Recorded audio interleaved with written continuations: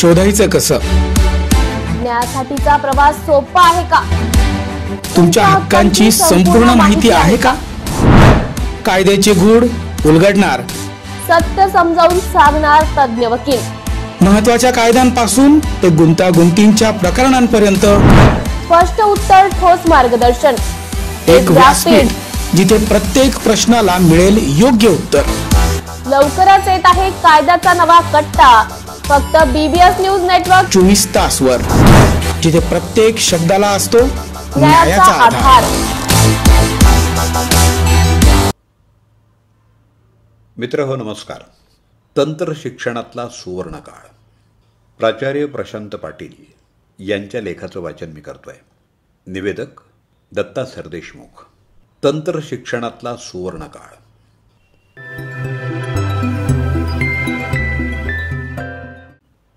मित्र हो, कोविड-19 नंतर संपूर्ण महाराष्ट्रात तंत्र शिक्षणाला प्रचंड प्रतिसाद लाभलाय आणि दिवसेंदिवस तो वाढतोय. कोविड-19 नंतर संपूर्ण जगभर IT क्षेत्रात फार मोठ्या प्रमाणावर नोकरीच्या संधी उपलब्ध झाल्या. मॅन्युफॅक्चरिंग क्षेत्रात सुद्धा देशात फार मोठ्या प्रमाणावर वाढ होते. त्याचबरोबर महाराष्ट्र सरकारच्या विद्यार्थ्यांना दिलासा देणाऱ्या काही निर्णयांचाही याच्यावर परिणाम झाला. 1. Economical backward class. आर्थिकदृष्ट्या मागास वर्गासाठी विद्यार्थ्यांना शिष्यवृत्ती मिळण्यासाठी 1 लाख रुपये एवढी उत्पन्नाची अट होती. ती वाढवून 8 लाख रुपये झाली. त्यामुळं 8 लाख रुपयांपेक्षा कमी उत्पन्न असलेल्या पालकांच्या मुलांना सर्व प्रकारच्या व्यावसायिक अभ्यासक्रमात अर्धी शैक्षणिक फी शिष्यवृत्ती स्वरूपात मिळू लागली. 2. आर्थिकदृष्ट्या मागास वर्गासाठी EWS प्रवेश क्षमतेच्या व्यतिरिक्त 10% प्रवेश मिळू लागले. त्यामुळं आर्थिकदृष्ट्या मागास वर्गातल्या विद्यार्थ्यांना मोठा दिलासा मिळाला. मागच्या वर्षीपासून संपूर्ण महाराष्ट्रातल्या व्यावसायिक अभ्यासक्रमातल्या मुलींना पूर्णपणे शैक्षणिक फी माफ झाली. सरकारतर्फे शिष्यवृत्ती स्वरूपात ती मिळू लागली. त्यामुळं मागच्या वर्षी मुलींचे प्रवेश फार मोठ्या प्रमाणावर वाढले आणि त्यात यावर्षी पुन्हा वाढ झाली आहे. 4था मुद्दा, SC आणि ST प्रवर्गातल्या हॉस्टेल न मिळालेल्या मुलांनासुद्धा हॉस्टेलसाठी शासनातर्फे स्कॉलरशिप मिळू लागली. त्यामुळं शैक्षणिक माफीबरोबरच जेवण आणि राहण्याचा प्रश्न सुटला. परिणामी या प्रवर्गातले प्रवेश फार मोठ्या प्रमाणावर वाढले. 5. खुल्या प्रवर्गातल्या विद्यार्थ्यांना हॉस्टेलसाठी डॉक्टर पंजाबराव देशमुख शिष्यवृत्ती मिळू लागली. त्यामुळं आर्थिकदृष्ट्या अडचणीत असलेल्या विद्यार्थ्यांना फार मोठा दिलासा मिळाला. 6. सर्व सरकारी आणि इतर बँकांतर्फे शैक्षणिक आणि हॉस्टेलसाठी ऋण मिळणं सोपं झालं आणि त्याची परतफेड उत्तीर्ण झाल्यानंतर करायची असल्यामुळं विद्यार्थी अधिक प्रमाणात तंत्र शिक्षणाकडे आकर्षित झाले. आणि 7वा मुद्दा आहे की ज्या पालकांचं उत्पन्न 8 लाख रुपयांपेक्षा कमी आहे अशा सर्व प्रवर्गातल्या मुलींना तसंच SC, NT, ST प्रवर्गातल्या विद्यार्थ्यांना मुलं आणि मुली पूर्ण शैक्षणिक फीची स्कॉलरशिप मिळते. OBC आणि EBC प्रवर्गातल्या विद्यार्थ्यांना अर्ध्या शैक्षणिक फीची स्कॉलरशिप मिळते. सर्व विकसित देशामध्ये पॉलिटेक्निक शिक्षणाला फार महत्त्व आहे. मित्र हो, सिंगापूरमध्ये तर 10वी पास झालेल्या 100% विद्यार्थ्यांना पॉलिटेक्निकमध्ये प्रवेश घेणं आवश्यक आहे. त्यातले फक्त 10 ते 20% मुलं उच्च शिक्षणासाठी प्रवेश घेतात. पॉलिटेक्निक झाल्यावर मुलं लगेच नोकरी किंवा व्यवसायाला सुरुवात करतात आणि गरजेनुसार आयुष्यभर शिकत राहतात. सर्व विकसित देशात सुद्धा 10वी नंतर गरजेनुसार आवश्यक डिप्लोमा शिक्षण घेऊन कामाला लगेच सुरुवात करायची पद्धत आहे.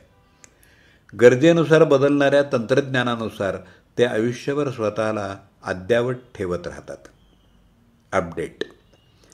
आता महाराष्ट्रात सुद्धा पॉलिटेक्निक केल्यानंतर उपलब्ध असलेल्या मोठ्या प्रमाणावरच्या नोकऱ्यांमुळं तसंच व्यवसायातल्या संधींमुळं पॉलिटेक्निकच्या शिक्षणाकडे विद्यार्थ्याचा कल फार मोठ्या प्रमाणावर वाढलेला आहे. संपूर्ण महाराष्ट्रात पॉलिटेक्निक, इंजिनिअरिंग या दोन्ही अभ्यासक्रमांना विद्यार्थ्यांची कोविडनंतर फार मोठ्या प्रमाणावर पसंती मिळाली आहे. मित्रहो, संपूर्ण महाराष्ट्रात 2016च्या स्वयंअर्थसहाय्यता विद्यापीठ कायद्याअंतर्गत आत्तापर्यंत 32 विद्यापीठं स्थापन झाली आहेत.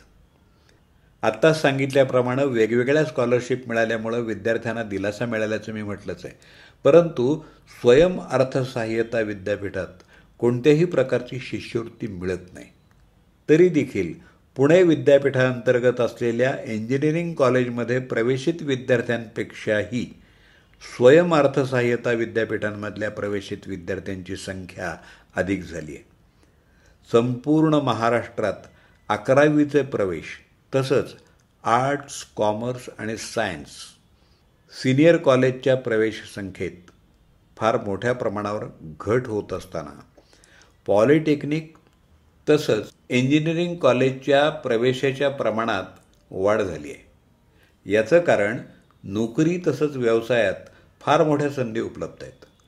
पूर्वी नोकरीवर अवलंबून राहणारे विद्यार्थी इनोव्हेशन आणि स्टार्टअपकडे वळताना दिसत आहेत.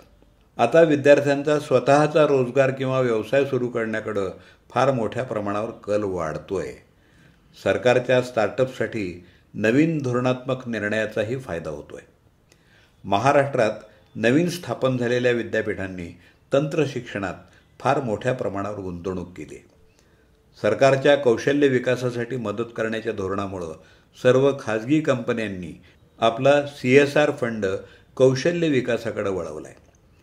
महाराष्ट्रातल्या अनेक कॉलेज तसंच स्वयंअर्थसहाय्यता विद्यापीठांनी याचा फार मोठा फायदा करून घेतलेला आहे. अनेक विद्यापीठातल्या लॅबमधली गुंतवणूक आता शेकडो कोटींवर गेली आहे. मित्रहो, जे जगभर चालले त्याला अनुसरून आपल्या विद्यापीठांचा कॉलेजचा विकास करायचा कल महाराष्ट्रात वाढल्यामुळं तंत्र शिक्षणाकडे विद्यार्थ्यांचा आणि पालकांचा ओढा वाढला आहे. तंत्र शिक्षणात महाराष्ट्रानं केलेल्या प्रगतीमुळं तंत्र शिक्षणासाठी अनेक बाबतीत महाराष्ट्र पथदर्शी ठरतो आहे. सिंगापूर तसंच अनेक विकसित देशांमध्ये नोकरी आणि व्यवसायातल्या पॉलिटेक्निक शिक्षणानंतर उपलब्ध संधींमुळं पॉलिटेक्निक शिक्षण हे मुख्य शिक्षण आहे.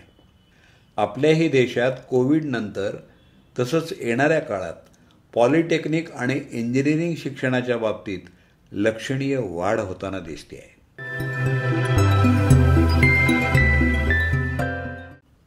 तंत्र शिक्षणातला सुवर्णकाळ प्राचार्य प्रशांत पाटील यांच्या लेखाचं वाचन आत्ताच आपण ऐकलं. त्यांचा मोबाईल नंबर 9511859939. निवेदक दत्ता सरदेशमुख 8329730186. श्रावण महिना सुरू झाल्यानं संपूर्ण परिसरामध्ये शिवभक्तीचं वातावरण निर्माण झालंय. त्यानिमित्तानं आज चोपडा तालुक्यात विविध ठिकाणाहून महादेव मंदिराच्या दिशेनं जल घेऊन कावड यात्रा काढण्यात आली. चोपडा तालुक्यातून वाहणाऱ्या तापी नदीतून भक्तांनी जल भरले आणि पारंपरिक वाद्यांच्या गजरात, डीजेच्या तालावर तसेच शिवभक्ती गीतांवर थिरकत त्यांनी महादेव मंदिराकडे कूच केली. ग्रामीण आणि शहरी भागातून अनेक भाविकांनी हर हर महादेवाच्या जयघोषात कावड यात्रा साजरी केली. शहरातील विविध कॉलनी परिसरामधूनही महादेव मंदिरापासून हरेश्वर मंदिरापर्यंत भाविकांनी जल कावड यात्रा काढली. महिलांचाही मोठा सहभाग यावेळी पाहायला मिळाला. महिला भक्त ही पवित्र जल कावड खांद्यावर घेत शिवभक्तांच्या रंगात रंगलेल्या दिसल्या. आज आपल्या हिंदू धर्मामध्ये भगवान शंकराची आराधना केल्यामुळे आपल्याला भक्तीचं तेज निर्माण होतं आणि भोलेनाथांच्या कृपेमुळे आज सहस्र भाविक या सेवेमध्ये सहभागी होत आहेत. आणि कावड यात्रा म्हणजे एक पवित्र उत्सव आहे. या कावड यात्रेच्या माध्यमातून एक संकल्प असा होणार आहे की येणाऱ्या काळामध्ये ईश्वरी रामराज्याची स्थापना करण्यासाठी प्रेरणा मिळणार आहे. या कावड यात्रेच्या माध्यमातून सांगण्याचा प्रयत्न असतो. हर हर ही कावड यात्रा पवारनगर चोपडा येथून ओंकारेश्वर महादेव मंदिरापासून तर चोपडा येथील हरेश्वर महादेव मंदिरापर्यंत त्याची सांगता होणार आहे आणि तिथं अभिषेक होणार आहे.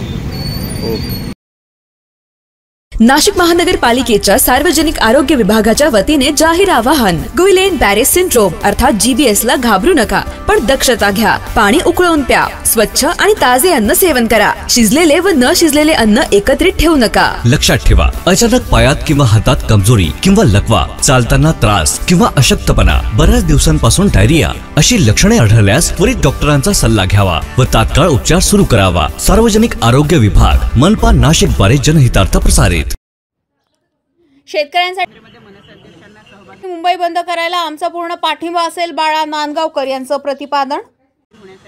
काय प्रतिक्रिया आहे तुमची आणि कशा पद्धतीने येत्या काळात प्रहार आणि मनसे शेतकऱ्यांच्या मुद्द्यावर एक आलेली? तुम्हाला कल्पना आहे की काही दिवसापूर्वीच बच्चू कडू साहेबांचा अमरावती त्या भागामध्ये प्रचंड असं शेतकऱ्यांच्या आंदोलनाचं त्या ठिकाणी त्यांनी पदयात्रा काढली होती आणि त्या पदयात्रेमध्ये ज्यावेळेला बच्चू कडू साहेबांनी आम्हाला सांगितलं त्यावेळेला साहेबांनी मला स्वतःलाच आणि तिकडच्या सगळ्यात आमच्या कार्यकर्त्यांना त्या पदयात्रेमध्ये शेतकऱ्यांच्या कर्जमुक्तीचा तो लढा होता, त्या लढ्यामध्ये सहभागी होण्यासाठी पाठवलं होतं. त्यावेळेला आम्ही संपूर्ण कार्यकर्त्यांनी त्यांना पाठिंबा दिला होता. त्यानंतर त्यांनी चक्काजाम आंदोलन पण केलं होतं. त्या चक्काजाम आंदोलनाला सुद्धा आम्ही पूर्णपणे पाठिंबा दिला होता. आणि त्याच वेळेला बच्चू कडू साहेब म्हणाले होते की मला राजसाहेबांची पण भेट घ्यायची आहे आणि मला पुढची पण कशी काय आखणी आहे ती करायची आहे, कारण ते एक लढाऊ मानाचा माणूस आहे आणि त्यांना वाटतं की शेतकऱ्यांसाठी काहीतरी करावं म्हणून. ही त्यांची भावना आहे आणि ती भावना चुकीची नाही, कारण शेतकऱ्यांचा मुलगा म्हणून वाटते ना की आपल्या आईवडिलांना न्याय मिळायला पाहिजे म्हणून, पण त्यांना न्याय मिळत नाही. अशा प्रकारची समस्त शेतकऱ्याची भावना असल्यामुळे आज सकाळीच ते साहेबांची वेळ घेऊनच आले होते. त्याप्रमाणे आज साहेबांच्या त्यांच्याजवळ पाऊण 1 तासाची मीटिंग झाली. त्या मीटिंगमध्ये त्यांनी साहेबांना येणाऱ्या काळामध्ये ते आता परभणीपासून तिकडे मराठवाड्यात दौरा करतात. मागच्या विदर्भाचा होता, आता मराठवाड्यामध्ये ते परत शेतकऱ्यांच्या आंदोलनासाठी, शेतकऱ्यांच्या न्याय हक्कासाठी आणि दिव्यांगांचा विषय आहे, तो सुद्धा एक महत्त्वाचा विषय. असे 2 विषय घेऊन ते आले होते साहेबांकडे आणि त्यांनी सांगितले की आता आम्ही परत परभणीपासून आमचा दौरा, आम्ही पदयात्रा चालू करतो आहे, तर त्या पदयात्रेमध्ये आपण जर आलात तर फार बरं होईल. त्यानंतर तिकडे एखादी मग शेतकऱ्यांसाठी उत्तम प्रकारची आपल्याला सभाही घेता येईल, अशा प्रकारचं त्यांनी साहेबांना विनंती केली आणि मला वाटतं साहेबांनी सुद्धा त्याला सकारात्मक असा प्रतिसाद दिलेला आहे. त्यांनी त्यांना सांगितलं की आम्ही आमच्या नेतेमंडळीशी ताबडतोब चर्चा करतो आणि नंतर तुम्हाला आम्ही त्याच्या प्रकारचा निरोप देतो. एक अभिनव मोर्चाच्या संदर्भात ते बोलले की मुंबई सुद्धा देशाची आर्थिक राजधानी सुद्धा जर शेतकऱ्यांसाठी अर्धा तास 1 तास बंद राहिली तर खूप मोठा संदेश जाईल, त्या दृष्टीने मनसे काही बिलकुल आम्ही त्यांच्या मताशी सहमत आहोत. मुंबई शहरात किंबहुना महाराष्ट्रामध्ये, मुंबईत आलीच महाराष्ट्रामध्ये, एक शेतकऱ्यांसाठी संपूर्ण महाराष्ट्र काय मुंबईसुद्धा बंद करायला आमचा पूर्ण पाठिंबा असेल, एवढं मी या ठिकाणी सांगू इच्छितो, कारण त्यांची मागणी आहे ती शेतकऱ्यांसाठी आहे. उपमुख्यमंत्री अजित पवार यांची गाडी अडवणार या दिलेल्या इशारामुळे शेकाप नेते मोहन गुंड यांना पोलिसांनी नजरकैदेत ठेवलंय. आज सकाळी 9 वाजल्यापासून मोहन गुंड यांना त्यांच्या राहत्या घरी पोलीस बंदोबस्त नजरकैदेत ठेवण्यात आलाय. दरम्यान बाहेर जाणाऱ्या रस्त्यावरही पोलीस थांबले आहेत. नाशिककरांसाठी जाहीर आवाहन. पावसाळ्यात अतिसार, गॅस्ट्रो, कॉलरा यांसारखे दूषित पाण्यामुळे होणारे आजार होऊ नयेत म्हणून उघड्यावरील अन्नपदार्थ व कापलेली फळे खाऊ नका. पिण्याचे पाणी गाळून 10 मिनिटे उकळून प्या. जेवणापूर्वी व बाळास भरवण्यापूर्वी हात स्वच्छ धुवा. ताक, शहाळ्याचे पाणी, डाळीचे पाणी भरपूर प्रमाणात प्या आणि ताज्या अन्नपदार्थांचे सेवन करा. रोगाची लागण झाल्यास त्वरित डॉक्टरांचा सल्ला घ्या. स्वच्छता पाळा, रोग टाळा. सार्वजनिक आरोग्य विभाग, मनपा नाशिक द्वारे जनहितार्थ प्रसारित. नाशिककरांसाठी जाहीर आवाहन. पावसाळ्यात अतिसार, गॅस्ट्रो, कॉलरा यांसारखे दूषित पाण्यामुळे होणारे आजार होऊ नयेत म्हणून उघड्यावरील अन्नपदार्थ व कापलेली फळे खाऊ नका. पिण्याचे पाणी गाळून 10 मिनिटे उकळून प्या. जेवणापूर्वी व बाळास भरवण्यापूर्वी हात स्वच्छ धुवा. ताक, शहाळ्याचे पाणी, डाळीचे पाणी भरपूर प्रमाणात प्या आणि ताज्या अन्नपदार्थांचे सेवन करा. गोळीबारात पोलीस कर्मचारी जखमी. उमेश सूर्यवंशी जखमी. पोलीस कर्मचाऱ्यांचं नाव. पोलीस अधीक्षक घटनास्थळी दाखल. जखमी पोलीस कर्मचाऱ्याला धुळ्यातील भाऊसाहेब हिरे रुग्णालयात उपचारासाठी केलं दाखल. कृषी बाजार समितीच्या परिसरात निवडणूक यंत्राच्या निगराणीसाठी होते नियुक्त. गोळी सरकारने पुढे येऊन माधुरी हत्तीन आणि कबूतरखान्याच्या विषयासाठी सुप्रीम कोर्टात जावं, अविनाश जाधव यांचं प्रतिपादन. आणि त्यांच्याकडून आज जे काही दादरला झालेलं आहे ते आश्चर्यकारक आहे. खरं तर हा समाज कधीही हिंसाचार मानत नाही आणि त्यांनी जर हे असं केलं असेल तर नक्कीच या सगळ्याच्या पाठी एखाद्या राजकीय नेत्याचा त्यांना पाठबळ असेल आणि त्यांनीच फूस लावल्यामुळे अशी घटना घडू शकते. कारण मी अनेक वर्ष जैन समाजातील अनेक लोकांना ओळखतो, अनेक माझे मित्र आहेत, पण कधीही अशा प्रकारची घटना त्यांच्याकडनं घडलेली माझ्या लक्षात नाही. मला असं वाटतं की ज्या पद्धतीने त्याने आज कबूतरखान्याच्या बाबतीत केलं आहे, मग तसंच आम्ही माधुरी हत्तीला आणण्यासाठी करायचं का? कारण तोही आमचा धार्मिक विषय आहे, बरोबर आहे सर. माधुरी हत्तीला आणण्याच्या बाबतीत एक वेगळा न्याय, मग आम्ही पण जनताराला जायचं का? तिथनं तिला अशाच प्रकारे हिंसाचार करून सोडवायचा का? असा प्रश्न आमच्या समोर येतो. मला असं वाटतं जर कबूतरखान्याच्या बाबतीत एक न्याय होणार असेल तर माधुरी हत्तीच्या बाबतीत पण न्याय होणं गरजेचं आहे. कारण त्याच्याही बाबतीत अनेक कोल्हापूरकरांचे असतील, अनेक मुंबईतल्या लोकांचं आस्थेचा विषय झालेला आहे तो. अनेक लोक आजही घरात माधुरी हत्तीसाठी लढतात. कोल्हापूरमधनं मला अनेक फोन येतात, अनेक फेसबुकला मेसेंजरवर मेसेज येत असतात की दादा या बाबतीत सन्माननीय राजसाहेबांनी पण एक भूमिका घेतली पाहिजे. सो मला असं वाटतं की हे दोन्ही विषय हे सुप्रीम कोर्टाच्या आदेशाने झालेले आहेत आणि सुप्रीम कोर्टालाच रिक्वेस्ट करून ह्या दोन्ही विषयांवर मार्ग काढायला पाहिजे असं मला वाटतं. परंतु ज्या प्रकारे तिकडचे बांबू असतील, तिकडची ताडपत्रे असतील, ती देखील उखाडल्या गेलेली आहे जैन समाजात. मी पुन्हा सांगतो, अशा प्रकारची हिंसाचार जैन समाज करेल अशी अपेक्षा नव्हती. आता पोलीस बघूया कशा प्रकारे कारवाई करतात. अपेक्षित आहे जो न्याय आम्हाला मिळतो तोच न्याय त्यांनाही असेल. मुंबईचे पालकमंत्री असतील त्यांनी देखील पाहणी केली होती किंवा देवेंद्र फडणवीस असतील मुख्यमंत्री, त्यांनी देखील आदेश जाहीर केले होते. त्यांच्या आदेशाला कुठेतरी जुमानला जात नाहीये. हे बघा, ही भावनेचा विषय. माझं मत आहे की सरकारने यात पुढे येऊन माधुरी हत्तीचा विषय असेल किंवा कबूतरखान्याचा विषय असेल, याच्या बाबतीत सुप्रीम कोर्टात पुन्हा एकदा जावं आणि सुप्रीम कोर्टाला विनंती करावी की या ज्या काही गोष्टी आहेत त्याच्याकडे आपण सहानुभूतीने पाहावं असं मला वाटतं. पण ह्या दोन गोष्टी आहेत. बघा, कबूतरखान्याचा विषय हा विषय असा आहे की कबूतरखान्याच्या विषयामुळे त्या कबुतरांमुळे दम्याचा आजार होतो असे अनेक डॉक्टर म्हणतात. जैन समाजाचे देखील जी मुलं डॉक्टर आहेत त्यांचंही म्हणणं आहे की यातून आजार होतात, दम्याचा आजार होतो. शहराच्या बाहेर एखादा असा मोठा कबूतरखाना काढावा जिथे लोकवस्ती नसेल, अशा ठिकाणी आपण आपला धर्म निभावा. तर तुम्ही सांगितलं की आजार होतो, जैन समाजाचे डॉक्टर देखील यांनी दावा केलेला आहे आजार वगैरे होतो, दम्याचा त्रास वगैरे होतो. परंतु तिथले जे आंदोलन करत आहेत ते म्हणतात की असा कोणताही आजार वगैरे होत नाही. जर होत असेल तर त्याचा आकडा जो आहे तो समोर आणावा. मला असं वाटतं की त्यांच्या समाजात अनेक डॉक्टर आहेत, त्यांनी समोर यावं आणि म्हणावं की यांनी कुठल्याही प्रकारचा आजार होत नाही, विषय संपेल. कारण जे डॉक्टर आहेत त्यांना माहिती आहे की यातून दम्याचा आजार होतो.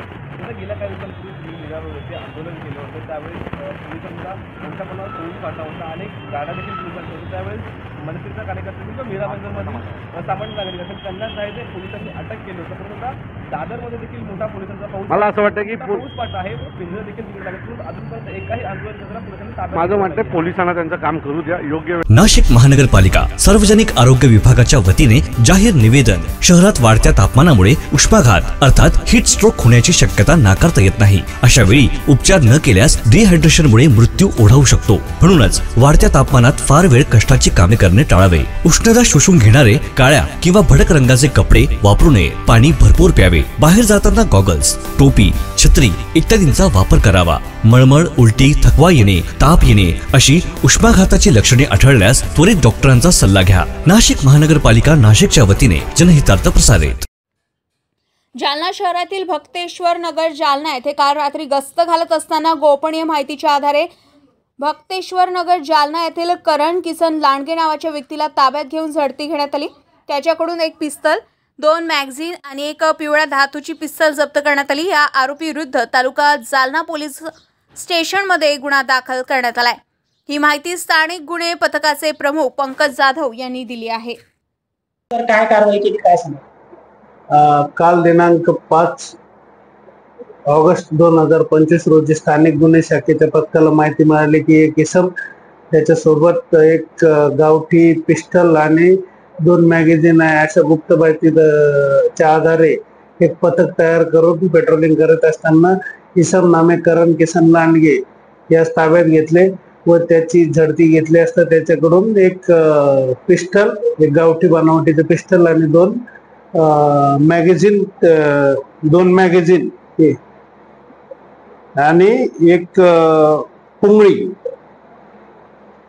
धातूची पुंगळी असं जप्त करण्यात आलं आहे. सदरील कारवाई ही माननीय पोलीस अधीक्षक श्री अजय कुमार बन्सल सर, अपर पोलीस अधीक्षक Shri Ayush Naupane sir, SDPO Shri Kulkarni sir यांच्या मार्गदर्शनाखाली स्थानिक गुन्हे शाखेचे एपीआय उबाळे साहेब, एपीआय खामगळ साहेब, पोलीस अंमलदार रमेश राठोड, प्रभाकर वाघ, विजय डिक्कर, इर्शाद पटेल, रमेश काळे, धीरज भोसले.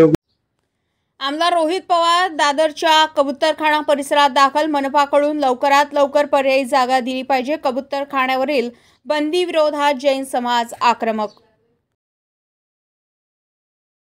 गया कोर्ट ने निर्णय वहाँ पे लिया जो बीएमसी के बाजू का निर्णय वहाँ पे था, लेकिन लोगों का यहाँ पे हिंदू समाज या जैन समाज के जो लोग हैं उन सबका कहना है कि निर्णय जो लिया जाएगा उसमें पशु का भी सोच होनी चाहिए. पशु, क्योंकि ये आदत पशु को हुई है यहाँ पे कि सालों से यहाँ पे आके उनको खाना मिलता है, तो वो पशु जाएंगे कहाँ पे, वो मरेंगे, उनको कुछ हो सकता है. तो उस एंगल से एक पर्यायी व्यवस्था वहाँ पे महानगर पालिका के माध्यम से होनी चाहिए. ऐसे शायद इन लोगों की मांगनी है. तैयारी की जिस तरह से बंद कर दिया गया और एकदम से कबूतरों को खाना डालना बंद कर दिया गया, उसको लेकर आप क्या सरकार से मांग करेंगे? तो देखो, जब निर्णय लिया गया तब वो विषय चर्चा में आना चाहिए था, वहाँ पे बात होनी चाहिए. तो वो चर्चा के बाद एक फेज वाइज निर्णय लेना बहुत इंपॉर्टेंट होता है. कोई भी अगर गाड़ी का भी निर्णय लिया जाता है कि जैसे कि भारत 4, भारत 5, भारत 6, उसमें भी एक टाइम दिया जाता है मैन्युफैक्चरर्स को कि उनको आदत हो जाए, उनका मशीनरी का इनोवेशन रिनोवेशन जो भी करना है. अगर आप मशीनरी के बारे में उतना स्टेप बाय स्टेप वहाँ पे सोचते हो, तो यहाँ पे तो ये पशु है, उनके बारे में, उनके जीवित के बारे में भी सोचने की जरूरत है.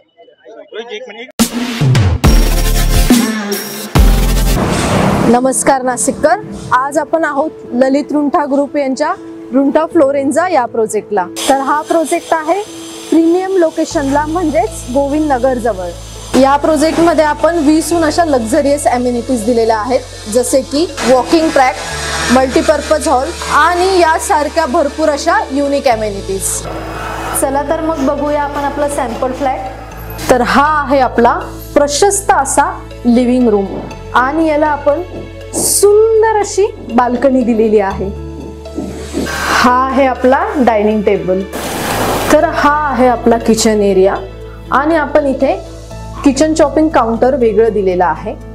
इथे आपण दिलेले आहेत किचन ट्रॉलीज आणि स्टोरेजसाठी आपण इकडे कॅबिनेट्स पण दिलेले आहे आणि प्लस आपण इथे युटिलिटी एरिया पण दिलेला आहे. हा आहे आपला चिल्ड्रन बेडरूम आणि याचं वैशिष्ट्य म्हणजे इथे आपण फोल्डेबल असा बेड दिलेला आहे. इथे आपण दिलेला आहे कॉमन वॉशरूम, ज्याला अटॅच आपण मिरर सुद्धा दिलेला आहे. हा आहे आपला मास्टर बेडरूम आणि ज्याला आपण अटॅच टॉयलेट आणि वॉशरूम दिलेला आहे. मग नाशिककर, कसा वाटला तुम्हाला आमचं सॅम्पल फ्लॅट? तुम्ही पण येत आहे ना आमचं सॅम्पल फ्लॅट बघायला? शशिकांत शिंदे आज नाशिकमध्ये घेणार आढावा बैठक. प्रदेशाध्यक्ष झाल्यानंतर शशिकांत शिंदे पहिल्यांदाच नाशिकमध्ये. नाशिकच्या पाथर्डी फाट्यापासून शिंदे यांची भव्य बाईक रॅली.